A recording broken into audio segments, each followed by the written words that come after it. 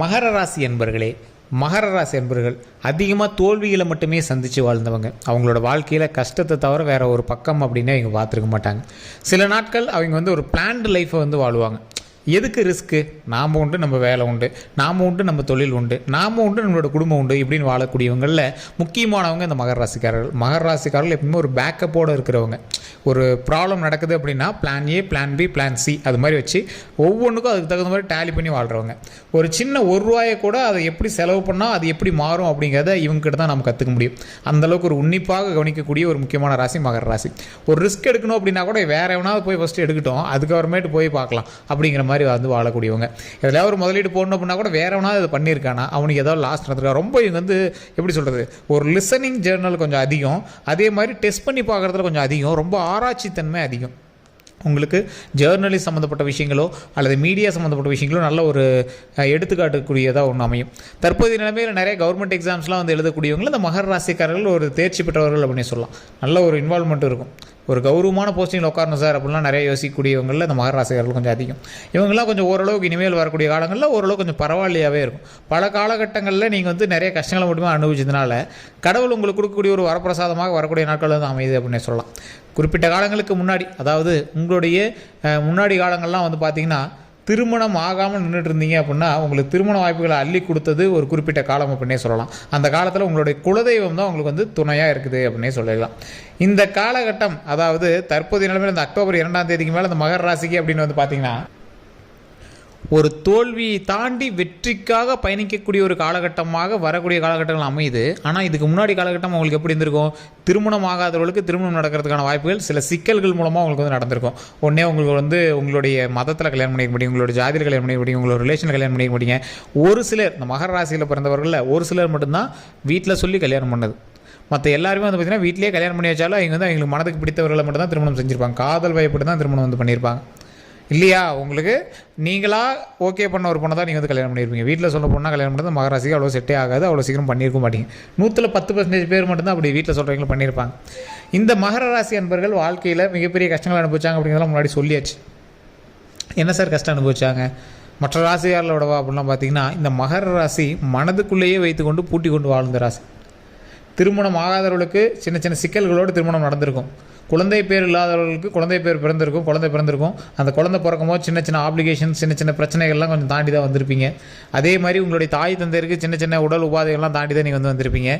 அது மட்டும் இல்லாமல் கல்வியில் ஓரளவுக்கு உங்களுக்கு ஈடுபாடுகள் அதிகமாக இருந்தாலும் உங்களுக்கு அதற்கு தகுந்த மாதிரி வேலைக்கு நீங்கள் போயிருக்க மாட்டீங்க. இப்போ நீங்கள் ஒரு எக்ஸாம்பிளுக்கு ஒரு இன்ஜினியரிங் படிக்கிறீங்க, அதுக்கு தகுந்த மாதிரி வேலைக்கே போயிருக்க மாட்டீங்க. ஏதோ ஒரு ரீதியில் சம்பாரிச்சிட்டு இருப்பீங்க, ஓரளவுக்கு போதுமான சம்பாத்தியமாக இருக்கும். நிலவளங்கள் அதிகமாக ஆகணும் அப்படிங்கிற ஆசைகள் இருந்தாலும் பூர்வீகம் உங்களுக்கு அவ்வளோ செட் ஆகாது. பூர்வீகம் ஓரளவுக்கு செட் ஆனாலும் புதுசாக நீங்கள் நிலம் வாங்குறது உங்கள் பேரில் நிலமே வாங்க முடியாது. நீங்கள் வேற ஒரு பேரில் கரையம் பண்ணி உங்களோட வீட்டில் இருக்கிற பேர்லாம் நிலம் வாங்குவீங்க. அந்த மாதிரி தான் இருந்துகிட்ருக்கும். ஸோ உங்களுடைய காலகட்டம் உங்களுக்கு பாசிட்டிவான வைப்பு விஷயங்கள் நிறையாவே கொடுக்கும், பண வரவு அதிகமாக கொடுக்கும், உடல் ஆரோக்கியத்தை நீண்ட ஆயிலையும் கொடுக்கக்கூடிய ஒரு காலகட்டமாக எல்லா காலகட்டமுமே அமையுதுங்க. இதில் ஒரு முக்கியமான விஷயம் என்ன அப்படின்னா, இந்த மகர ராசிக்காரர்கள் தற்போதைய நிலைமையில் ஒரு குறிப்பிட்ட இடத்துல நிற்கிறீங்க. இது நடக்குமா, ஆப்ஷன் ஏவா ஆப்ஷன் பியா, இதை நாம் யூகிக்க முடியலையே. முன்னாடியெல்லாம் கெஸ்ஸிங்ஸ் வச்சுருவோம், ஆப்ஷன்ஸ் வச்சுருப்போம். இப்போயும் சில ஆப்ஷன்ஸ் இருக்குது, ஆனாலும் ஒரு நம்பிக்கை தேவை அப்படின்னு பார்க்குற போது இந்த மகர ராசிக்காரர்கள் கண்டிப்பாக ஒரு சென்டர் ஸ்டேஜில் இருக்கீங்க அப்படின்னா கட்டாயம் தற்போதைய நிலைமையில் ஜோதிடம் பார்த்துட்டு நீங்கள் செயல்படுங்க. லோக்கல் உங்களுக்கு தெரிஞ்சவங்களே கண்டிப்பாக இருப்பாங்க. அப்படி இல்லை சார் எனக்கு ஒரு நம்பிக்கை இன்னும் கொஞ்சம் தேவைப்படுது அப்படின்னா கீழே டிஸ்கிரிப்ஷனில் ஃபோன் நம்பர் கொடுத்துருக்கேன், வாட்ஸ்அப் லிங்க்கு கொடுத்துருக்கேன். நீங்கள் வாட்ஸ்அப்பில் அணிஞ்சிட்டிங்க அப்படின்னாலும் ஜோதிடனுடைய ஃபோன் நம்பர் நான் வாட்ஸ்அப்பில் போடுறேன். இந்த சேனலை சப்ஸ்கிரைப் பண்ணி வச்சுக்கோங்க, ஃபாலோ பண்ணி வச்சுக்கோங்க. ஃபேஸ்புக்கில் பார்த்தீங்கன்னா ஸ்க்ரீனில் கூட நம்பர் ஓடிட்டுருக்கும். நீங்கள் பார்த்துட்டே இருக்கீங்க அப்படின்னா நடுவில் ஸ்க்ரீனில் நம்பர் வரும். நீங்கள் அந்த நம்பர் கூட நீங்கள் கான்டாக்ட் பண்ணி பேசி தெரிஞ்சுக்கலாம். இந்த ராசிக்காரர்கள், மகர ராசிக்காரர்கள் ஆன்மீக ரீதியாக ஆற்றல் பெற்றவர்கள். ஒரு மிகப்பெரிய யோகிகளும் மிகப்பெரிய சாணக்கியனும் மிகப்பெரிய ஒரு தந்திரவாதிகளும் இருக்கக்கூடிய ஒரு முக்கியமான ராசி மகர ராசி. கல்வியினுடைய ஆசான் இருக்கக்கூடிய ராசி மகர ராசி. குருவினுடைய பார்வை அதிகமாக இருக்கக்கூடிய ஒரு ராசிகளில் முக்கியமான ராசி மகர ராசி. மிகப்பெரிய சாப விமோச்சனத்திலிருந்து விடுபடக்கூடியவர்களில் இந்த சித்தர்கள்லாம் இருப்பாங்க பார்த்தீங்களா, அந்த மாதிரி ராசி இந்த மகர ராசி. சித்தர்களுடைய ராசி அப்படின்னு சொல்லலாம். இந்த மகர ராசியில் இருக்கிறவங்க சித்தனாக இருப்பாங்க, ஆன்மீக ரீதியான செயல்களில் ஈடுபட்டிருப்பாங்க, கோயிலாக சுற்றுவாங்க, இல்லைனா சாமி சம்மந்தப்பட்ட விஷயங்கள் பண்ணுவாங்க, ஜோதிடம் சம்மந்தப்பட்ட விஷயங்கள் பண்ணுவாங்க. ஏதோ ஒரு வகையில் உங்களுக்கு ஆன்மீகம் சேர்ந்து வரும் மகர ராசிக்கு. திருப்பதி ஏழுமலையினுடைய ஆற்றல் உங்களுக்கு ரொம்ப அதிகமாக இருக்கும். மகர ராசியில் இருக்கக்கூடிய மகர லக்கணத்தில் இருக்கக்கூடிய பெருமாளினுடைய பெயரை ஓரளவுக்கு கொஞ்சம் பிரதிபலிக்கக்கூடிய பெயர்களாக அமைச்சிருப்பீங்க. கொஞ்சம் உங்களோட பேரோட மீனிங்லாம் போட்டு பார்த்தீங்கன்னா உங்களுக்கே தெரிய ஆரம்பிக்கும். ஸோ இவர்கள்லாம் தற்போதைய நிலைமையில் ஓரளவுக்கு உங்களோட லைஃப்பை செட்டில் பண்ணிகிட்டு இருக்கக்கூடிய ஒரு காலகட்டத்தில் இருப்பீங்க. இல்லை சார் என்ன செட்டிலாம் அவ்வளோ சின்ன சின்ன மன தொந்தரவுகள் இருந்துட்டு தான் இருக்குது, என்ன பண்ணே தெரியல அப்படிங்கிறவங்களாம் கட்டாயம் நான் சொல்லக்கூடிய விஷயத்தை மைண்டில் வச்சுக்கோங்க. உங்களுக்கு பெரிய லாஸ் அப்படிங்கிறது எதுவுமே கிடையாது. இந்த மகர ராசி மகர லக்னக்காரர்களுக்கு பெரிய லாஸ்லாம் எதுவுமே கிடையாது. உடல் ரீதியான எந்த ஒரு ப்ராப்ளம் கிடையாது. உடல் ரீதியாக ஆரோக்கியமாக இருக்கும், நீண்ட ஆயுள் இருக்கக்கூடிய ஒரு ராசி இந்த மகர ராசி. கடன் தொந்தரவுகள் 1-2 இருக்குது அப்படின்னா அதை கூடிய விரைவிலேயே நீங்கள் வந்து சரி பண்ணக்கூடிய அளவுக்கு உங்களுக்கு தெம்பும் நம்பிக்கையும் இருக்கக்கூடிய ராசி இந்த மகர ராசி மகர லக்கினம். இந்த மகர லக்கினம் அல்லது மகர ராசிக்காரர்கள் அவருடைய வாழ்க்கையில் முன்னேறுவதற்கு மிகப்பெரிய படிக்கட்டாக அவர்களினுடைய குடும்பத்தை வந்து கையில் பிடித்து ஒவ்வொரு ஸ்டெப்பாக எடுத்து வைக்கக்கூடிய ஒரு காலகட்டம் வரக்கூடிய நாட்களில். உங்களால் தான் உங்களோட குடும்பம் வளர்ந்துச்சு அப்படிங்கிறது வந்து எல்லாருமே தெரிஞ்சிருந்தாலும், உங்களால் தான் உங்களுடைய குடும்பத்துக்கு பேர் அப்படிங்கிறது தெரிஞ்சிருந்தாலும், உங்களால் தான் எல்லா பாசிட்டிவ் விஷயங்களுமே நடக்குது அப்படின்னு தெரிஞ்சிருந்தாலும், அதற்கு தகுந்தாற் போல் நீங்கள் ஒவ்வொரு ஸ்டெப்பாக எடுத்து வச்சிங்க அப்படின்னா உங்களுடைய பெயர் நிலைத்து நிற்கும் அளவிற்கு உங்களால் சொத்துக்களும் உங்களால் சில முக்கியமான விஷயங்களும் செயல்படுவதற்கான காலகட்டம் வந்து கொண்டிருக்கு அப்படின்னு தான் சொல்லணும். சரி, என்ன சார் நீங்கள் சொல்கிறது ஒன்றும் புரியலையே.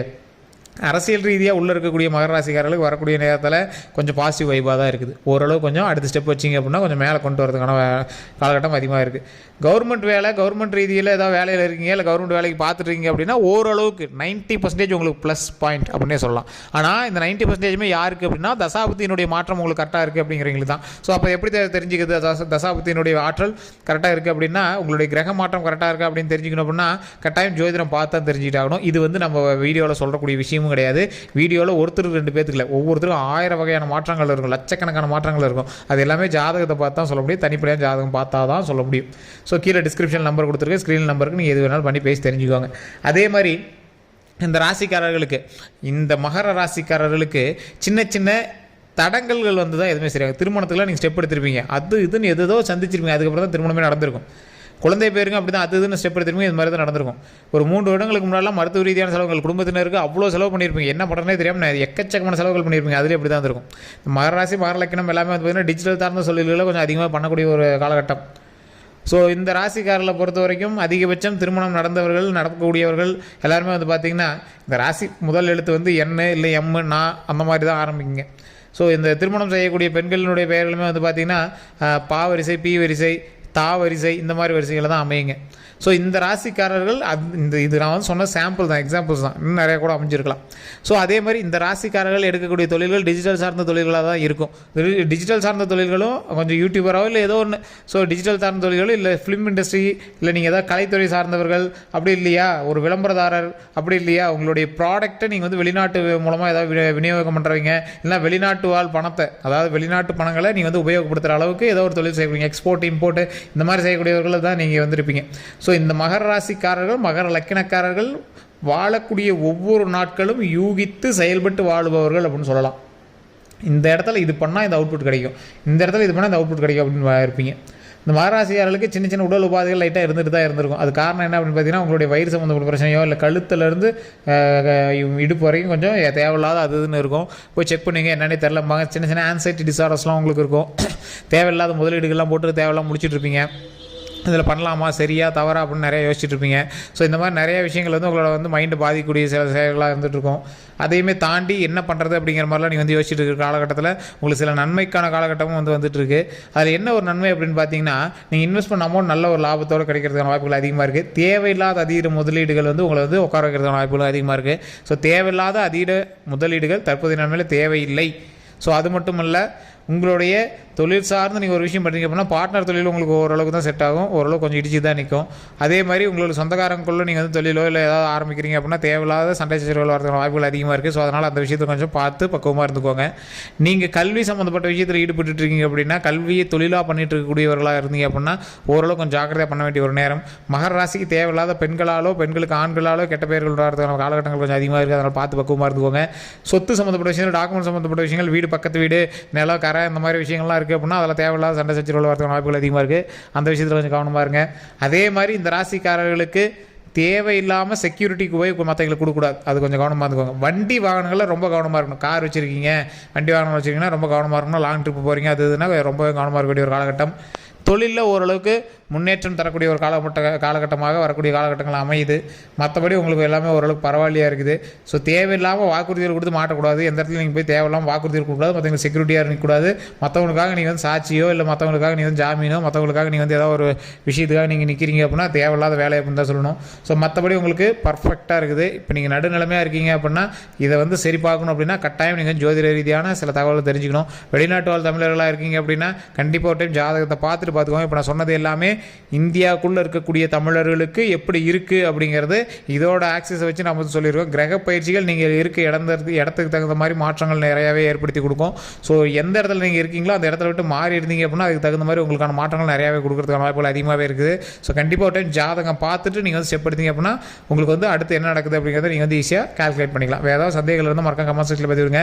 அதே மாதிரி இந்த வீடியோ வந்து யூடியூப்பில் பார்த்துருக்கீங்க அப்படின்னா கண்டிப்பாக சப்ஸ்கிரைப் பண்ணிக்கோங்க. பக்கத்தில் பெல் பட்டன் கிளிக் பண்ணி அதில் ஆல் அப்படின்னு கிளிக் பண்ணிக்கோங்க. அப்போ தான் எல்லா நோட்டிஃபிகேஷன் உங்களுக்கு வந்து சேரும். ஃபேஸ்புக்கில் பார்த்துட்டீங்க அப்படின்னா ஸ்க்ரீனில் வந்து நம்பர் ஓடிட்டுருக்கும். ஸோ நடுவில் தான் நம்பர் ஓடிட்டுருக்கும். இல்லை மேலே வந்து டிஸ்கிரிப்ஷனில் நம்பர் இருக்கும். அந்த நம்பருக்கு கால் பண்ணி உங்களுடைய ப்ராப்ளம் சொல்லி சால்வ் பண்ணிக்கலாம்.